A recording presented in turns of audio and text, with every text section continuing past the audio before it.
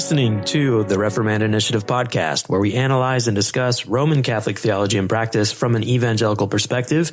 My name is Clay Kennard. I'm sitting here in the city center of Rome on this cold December morning, together with my brothers and colleagues, Reed Carr and Dr. Leonardo De Chirico. Gentlemen, how are you today? Great. Thanks, Clay. We're cold as you are cold. Yes, it is cold. It is becoming colder, and I noticed in Piazza Venezia, just out in front of our space here, they're assembling the Christmas tree. That's right. Any idea who sponsors that this year? I think Netflix was the last few years. All right. I don't know. No idea. No idea. Okay. Well, Christmas is a time where we receive lots of invitations. And so I'll throw this question out to both of you right now. What would you say is the most important invitation that you've ever received in your life? Apart from the gospel call. Well, you didn't prepare us for this. I didn't. No, this is impromptu. I wanted to know your response. I have to think about it for a minute. Mm-hmm. Has Pope Francis ever sent an invitation to you? No. No? Okay. No, not a personal invitation, no. Okay. But the general one, yes. Let's be brothers. Let's the prayer meetings at St. Paul's Basilica. Yeah. Let's walk together. Let's do things together. Sure. Let's forget what divides us and concentrate on what unites us. These are general invitations. Catholic invitations. Yeah, so universal invitations. Sometimes we get invitations that we like and we gladly accept. Sometimes we get invitations we immediately refuse. And sometimes we get invitations where we're like, I don't know. I don't know about this. Yeah, that's true. And what in the world would this have to do with our episode today, Reed? Well, I didn't know that's that. Is that where you were going with it? That is where I was going with this. Okay. Threw me for a loop there. We are going to, there's an invitation. I suppose there is an invitation in this title of Leo's, one of his recent Vatican Files articles that deals with an extremely important invitation that the Pope gave to a group of Catholics at the International Thomistic Congress that happened at the end of September. So just a couple of months ago, that the invitation was more of a statement, but Leo turned it into a great question in his article, and the Pope told the Congress to go to Thomas. And who will follow the Pope's invitation? That's the question. Go to Thomas. Of course, Thomas is referring to Thomas Aquinas, one of the most important theologians in Roman Catholic history, if not the most important, arguably. And so this was of course, a conference and a congress that was focused on Thomas himself.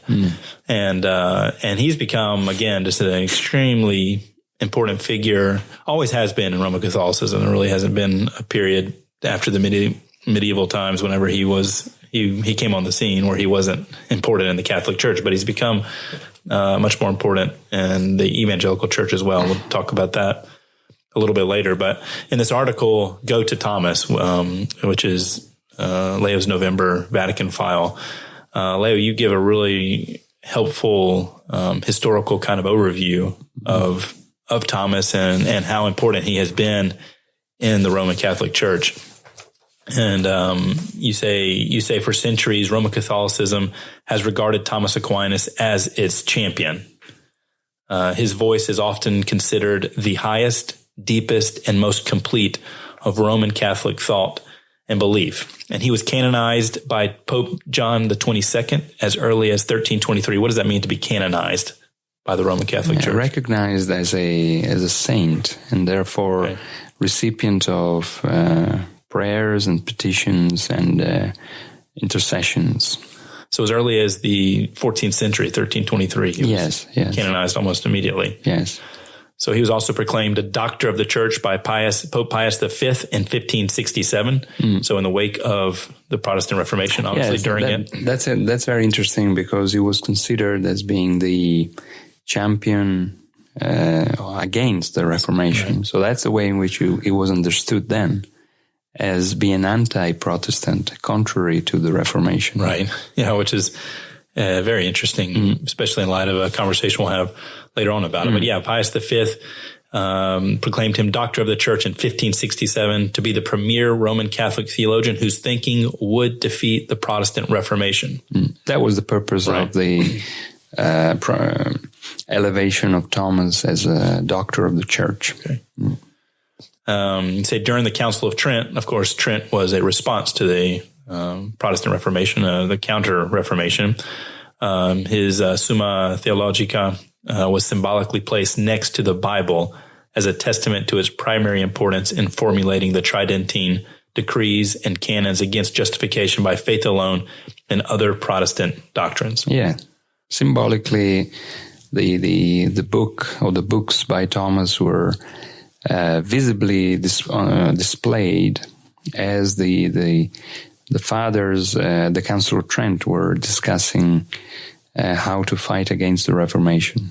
So he was in the eyes of the people, not only in the minds, visually there. Clay, haven't you seen a painting here? Isn't there a church here in the city that has the picture of his Summa next to the Bible or over it? Or yeah, well, if you're in the Vatican Museum, walking through the halls on the way to the Sistine Chapel, there's several depictions on the ceiling of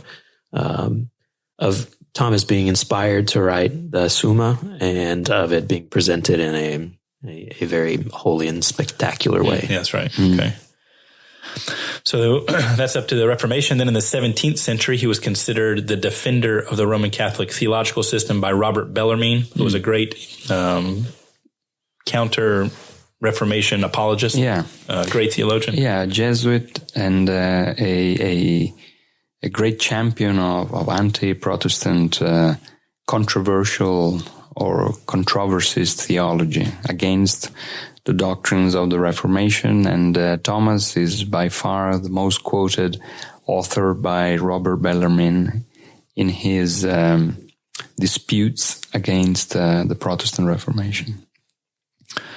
Then in 1879, Pope Leo XIII issued his encyclical Aeterni Patris, in which he pointed to Thomas as the highest expression of philosophical and theological science. Then, of course, in the 20th century, the Second Vatican Council stipulated that the formation of priests should have Thomas as the supreme guide in their studies. Yeah, that's a different context. As far as Leo the 13th encyclical, that the context is the controversy against modernity, the Enlightenment, modern thought. And so Thomas, interestingly, is picked as the champion not only that helped the Catholic Church to fight against the Reformation, the threat of the 16th and 17th centuries, but he's also picked as the champion of the Catholic Church fighting against modernity, modern thought, the Enlightenment. And it's always Thomas that is referred to as the defender of the Catholic faith, the presenter of the Catholic faith, and the most articulated and profound shaper of Catholic theology. That has been in continuity across the centuries, and without any wave of doubt or second thought. It has been a consistent appeal to Thomas, both in the anti-Protestant phase of Catholicism and in the anti-modernist phase of Catholicism. So now Pope Francis, once again, standing on the shoulders of all of history since the medieval times, and who has looked to Thomas as a champion for the Roman Catholic Church, its theology, through all these historical moments that you just referenced. He says, again, go to Thomas. But he also kind of puts on his own flair to that invitation. So at this recent Congress on Thomas, or this Thomistic conference, what was his appeal to, what was his call to the people present? Yeah, he not only pointed to the legacy of Thomas as a thinker or theologian, but also he encouraged people to contemplate Thomas. So he added a spiritual dimension to the appeal to Thomas. as if his theology were not only a model for present-day Catholic thought, but also his person, his spirituality is an encouragement and for present-day Catholics to be inspired from. And so adding the spiritual to the intellectual dimensions and blending the two. So very Catholic, not only interested in stressing the intellectual power of Thomas, but also the contemplative, spiritual, mystical, we would say, element of Thomas. So the Congress, as you write in your article, had the exploration of the resources of Thomas thought in today's context as its theme. It says Thomism is not just a medieval stream of thought, but a system that is both solid and elastic at the same time. What do you mean by that? Yeah, it's the flexibility, the suitability of Thomism, not to be only related to a fixed system of thought, but also to a train of thought that can be adapted to new challenges, new themes, new problems. That is the way in which Thomas was received at Vatican II. I think there is only one quote by Thomas in the texts of the Second Vatican Council, but according to some scholars like Thomas Guarino, for example, in his study of Vatican II, Thomas is very much in the background of the Vatican II texts. His theology of the analogy, his theology of participation. These are two pillars of Vatican II texts that come from Thomas. And even after Vatican II, this flexibility, adaptability of Thomas has been used in fields like philosophy, technology, morality. All these different fields find Thomas and Thomism useful resources. And so the Pope was encouraging scholars to pursue the legacy of Thomas in all kinds of disciplines. Some of them traditional ones, philosophy and theology. Some of them unexpected ones, technology, sociology, ethics, and so on. So what would you say, thinking about and reflecting on Pope Francis's papacy, what's important to him, even in light of his recent encyclical, something like Fratelli Tutti, or All Brothers, what aspect of Thomas appeals most to the current papacy? Anything come to mind? I think Guarino gives us an insight into this very important topic. Thomas's doctrine of analogy is very much at the core of Vatican II. Everything is next to, so nothing is against. Everything is next to, and so close by. And so there is always a resemblement. There is always an overlap. There is always a connection. That is very much part of Pope Francis's theology. Give us an example of that. We always relate. We're all brothers. Although we're different, although we believe different gospels or we belong to different religions, there is an analogy between us. There is always a connection. And that is sufficient to establish our brotherhood, our common fraternity. That's the doctrine of analogy. And then the doctrine of participation. We're not isolated beings, disconnected ones, but we always participate in one another. And so even though we may believe, different gods, having different accounts of the gospel and having completely different worldviews, we're always participating in each other's lives. And that creates the ground for us to to recognize one another as brothers and sisters. So he's not quoting Thomas, but he's actually building on those foundations. that are part of Vatican II, and they do reflect Thomas's theology, the doctrine of analogy, the doctrine of participation, and further developed into this human fraternity, human brotherhood, that is very much part of what Pope Francis stands for. We'll move it on to the second part of our discussion. You write in the second half of your article that in recent years we have witnessed a growing fascination with Thomas Aquinas and Thomism by evangelical theologians, and most notably right now coming also from the North American context. But why is this? Why have we witnessed in these recent years this new fascination with Thomas Aquinas? In evangelical world. Yeah. Well, I think there are different strands of that could be referred to as ways to respond to your question. There are some internal, perhaps, issues in the North American context that made Thomas reappear on the surface. Maybe the lack of appreciation of the medieval fathers in American evangelicalism, and the gap that was then perceived as a kind of evil or something that needed to be dealt with. And so going back to the Middle Ages and finding this giant who had been underlooked or not considered, made him appear bigger or more important than he is or he was.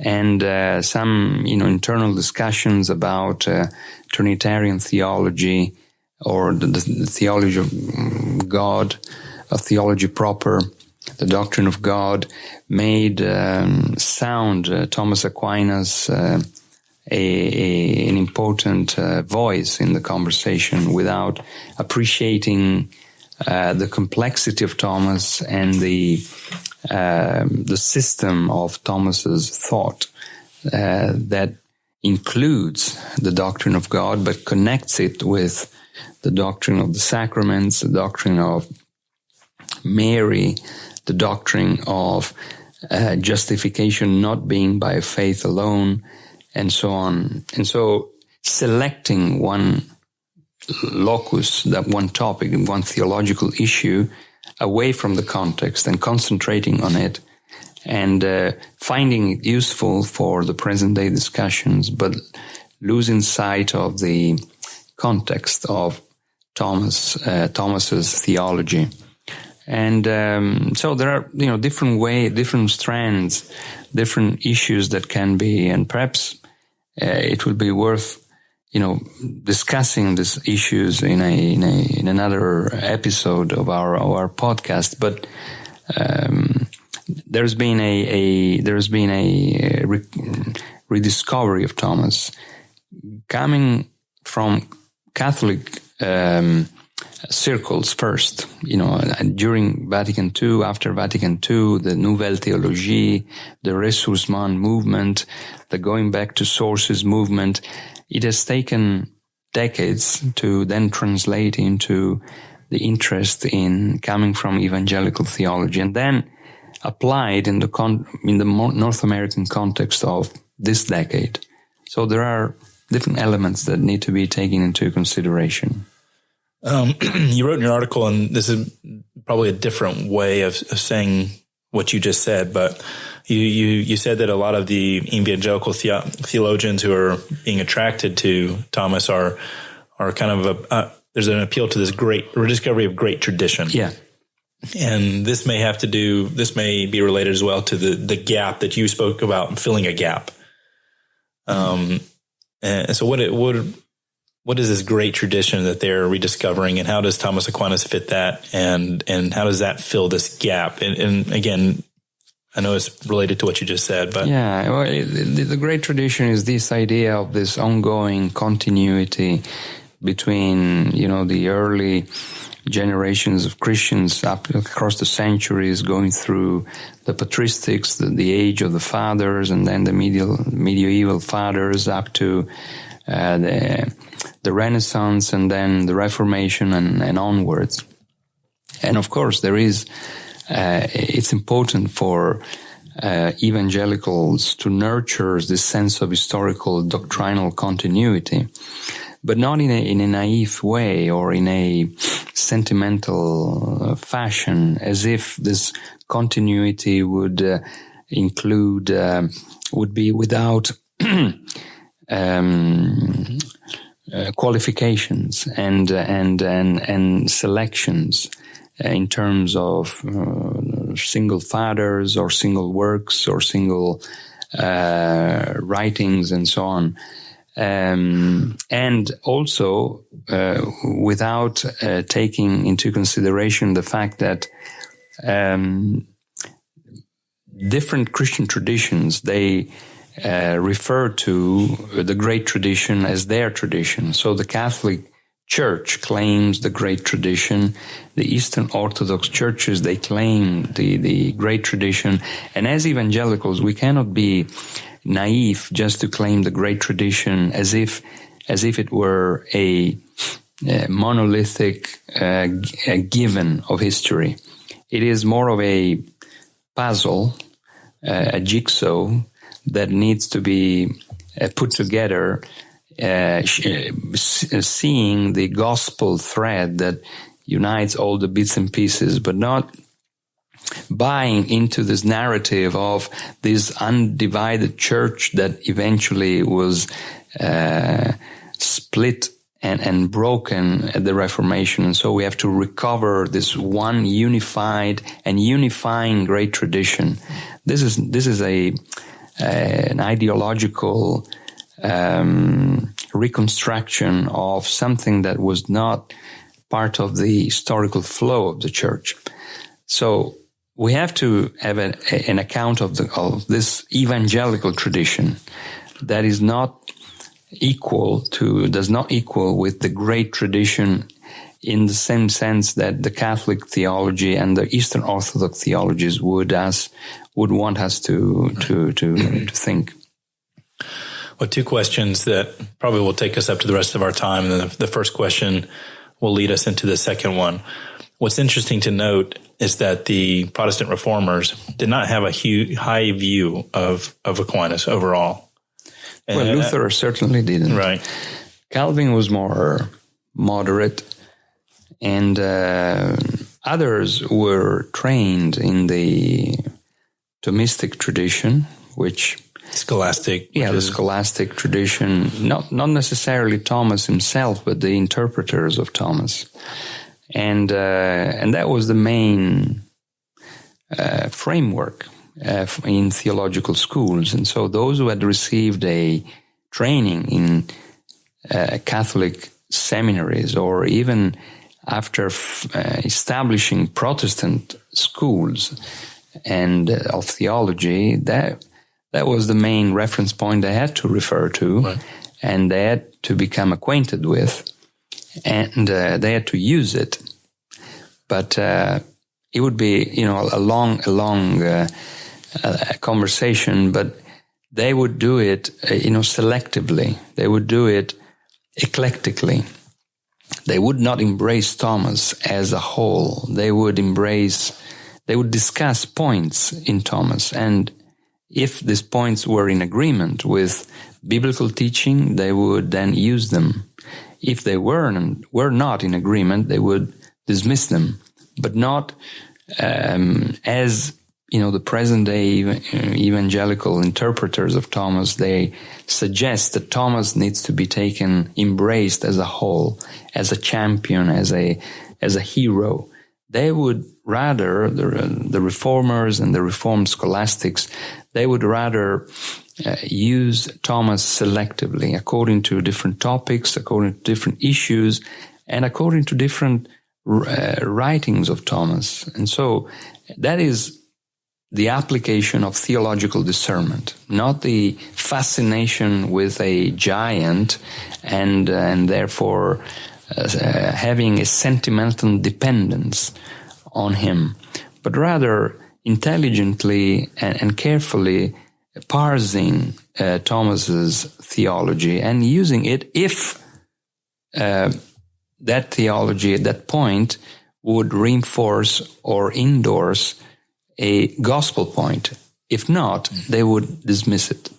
So you said, rightly so, this could be many podcast episodes, but just highlight what would have been the points of Aquinas that the reformers would have said would have mostly agreed with, and one that they wouldn't have agreed with.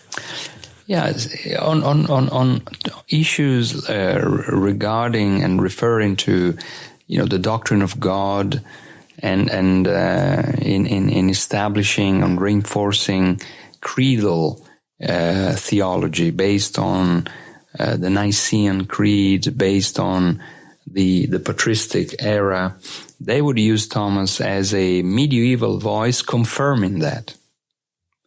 But when it came to the sacraments, when it came to issues of salvation, soteriology, redemption, and therefore even the Christology assumed in the doctrine of salvation, they would not follow Thomas. They would consider Thomas as belonging to the Roman wrong church, not to the true gospel church. So do you think they would have encouraged their students to, for example, read Thomas's prayers, because he would often write his prayers? Would that have been something they would have encouraged? This is something that Pope Francis would endorse when he points to Thomas as an example to contemplate, as a spiritual man. Of course, Thomas, as a Dominican, was an intellectual as well as a mystical person, but you have to be a discerning reader in order to deal with his prayers, and which oftentimes, they blend the language between devotion to God and to Mary and the saints, and for him that belongs to the same world. But for a Protestant reader, a clear distinction needs to be made, and so that advice I don't think is very useful as a general advice, and we always have to exercise discernment and reading the prayers. This is not only applies to Thomas. Recently, I was going through the prayers of Anselm, another medieval father 1 century before Thomas, a great father in many ways, and with some great prayers to God, but also with some disturbing prayers to Mary and the saints. And so you have to be an hermeneutics that is capable of filtering, discerning, sifting what is good and what is not, and not having this sentimental devotion that makes you approach a medieval father as a hero. They were, men of their time, and so as the reformers would have considered them on their side on some of the issues, but on the wrong side on many other issues, and so exercising discernment rather than taking a stand either with him or against him. But we are either with Christ or against Christ. That's the real point of departure. When it comes to Thomas and the other fathers, we are, grateful but yet critical. So what, kind of concluding our time, and you've hinted at this in your comments, in your recent comments about great discernment, which is needed when you approach Aquinas. So how do evangelicals today, what is the responsible way in approaching Aquinas? How do you approach that with discernment? And, obviously even the reformers. I mean, they're just because they were reformers didn't mean they were infallible. No, sure. So what do we learn from that, and how do we address that? I think that we have to question the partisan attitude. As if we were playing a game, a football game or a soccer game, supporting one team against the other. That is my impression, that Thomas is now used as a hero we have to support, and this is as becoming an identity marker of sound theology. I think this is not the two teams being pro Thomas and against pro or against. Okay. Yeah, and this is not the way to approach historical theology and figures of the past. This is not the way to embrace or dismiss them. Theological discernment, theological maturity, theological intelligence needs to parse things, and according to seeing the big picture of the theological overall orientation of the medieval fathers, and indeed every theologian of the past, and approaching them selectively and eclectically. I think these two adverbs are very important for us: selectively and eclectically, and not embracing them as if they were safe guides to the whole of the Christian message and the whole of the responsibility to be theological voices of our world or our time.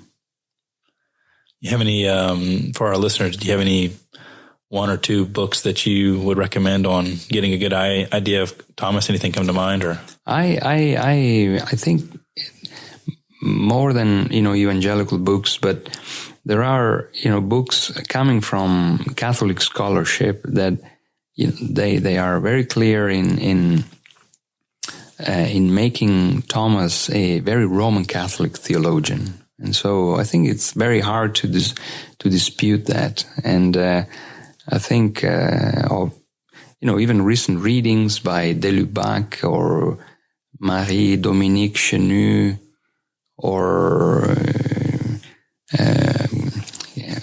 Fer.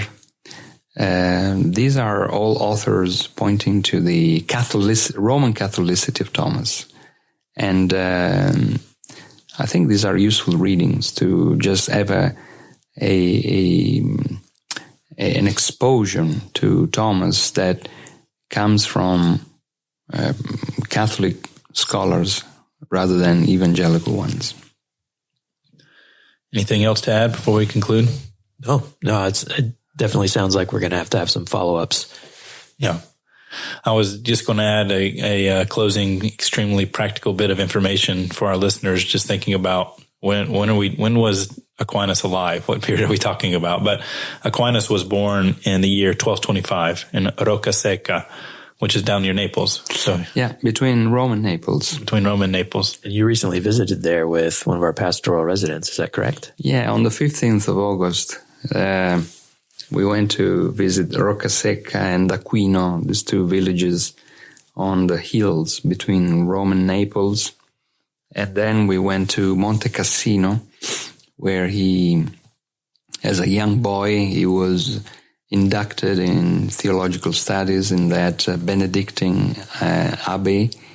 And it was a very interesting day trip.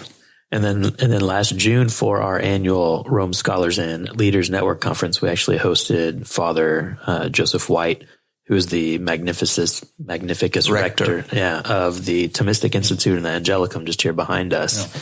So hopefully, who knows, we'll be able to have some fruitful conversations with him as well. Yeah. Anyway, he was born in 1225 and died in 1274 at the Abbazia di Fossanova. Where is that? It's not far from Viterbo. Okay, so an hour north of Rome, more or less. And Abbazia is the word for abbey. So, he traveled a lot in his lifetime, to Paris twice, and then Cologne and Orvieto. But he was born and died in very close to Rome. And the most important question is, what was the famous plate or dish in his hometown? Is there a famous plate? You tell me. It seems like yes. Viterbo, would that be porchetta? Oh yeah, that where he died. Where he died. Yeah. Where he was born, I think it's more, a place where lots of olive oil and vineyards and very Mediterranean settings. Clay's already thinking about our theological conference in September that will be on the theology of food. Yes, and I'm already thinking about lunch. Yeah. Anyway, thank you, Leo and Clay. Good conversation, and certainly will give rise to other ones. Yeah. Thanks for listening. Please make sure you subscribe to our podcast, share it with your friends, and follow us on social media on Facebook at Reformanda Initiative and on Twitter at Reformanda Row. Until next time, God bless.